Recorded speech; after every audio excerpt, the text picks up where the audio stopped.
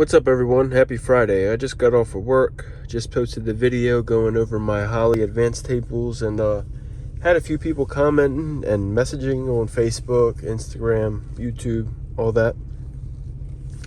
So I figured it'd just be easier just to make a video real quick instead of trying to explain it to 10 people.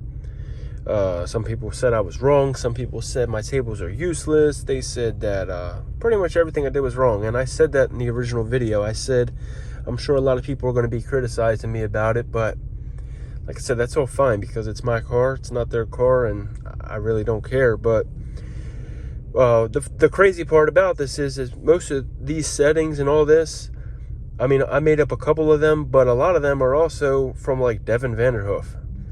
So if you're saying that mine are useless, then you're saying that everything that he does is useless. So let me go over these advanced tables real quick. All right, so if you missed my last video, I went over the advanced tables, and I'll just give you a quick rundown of them right now.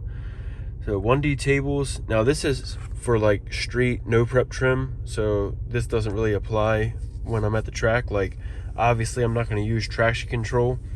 And also somebody did mention the traction control thing about using front wheel speed and drive shaft RPM. So it's the Terminator X, so I'm kind of limited to that. So what I'm going to do is just get a drive shaft sensor and then pretty much use that as you know, going with the RPM. It's going to be a lot of trial and error, but I'll be able to figure it out. It's not the most efficient way, but it'll still work. But anyway, my first table is timing offset for the trans brake, and then fuel flow modifier for the trans brake. So this is strictly for the spool up. And then 2D tables, we got the torque timing pull, which is pulling timing at peak torque so you don't bend a rod. Table 2 is fuel pressure cut. So your fuel pressure and boost is always 1-to-1. There's a little variance in that, so that's why I have some cushion room right here. But if it's not 1-to-1, it's a little you know, high on boost and low on fuel pressure, it'll take all the timing out of it, and I'll know something's wrong. Same thing with the oil pressure cut. It's going to kill all the fuel if there's no oil pressure. And then the last one is the traction control, and I'll show that again just in case anybody wants to copy it, maybe see if it works for them or not. It seems to work pretty good with me. There's still a little bit of wheel speed, which is what you want, but it's not just straight up killing the tire. So what people were saying was there's a way that you can do a safety in your boost ICF. Yes, there is. And if you go to outputs, right here I have safeties. In the pin map, go to configure. I have right here, I have 3 input triggers.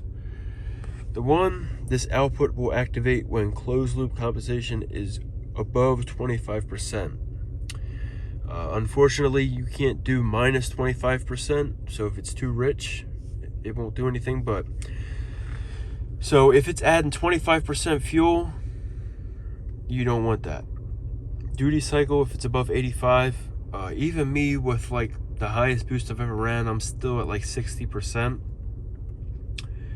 And manifold temp above 195.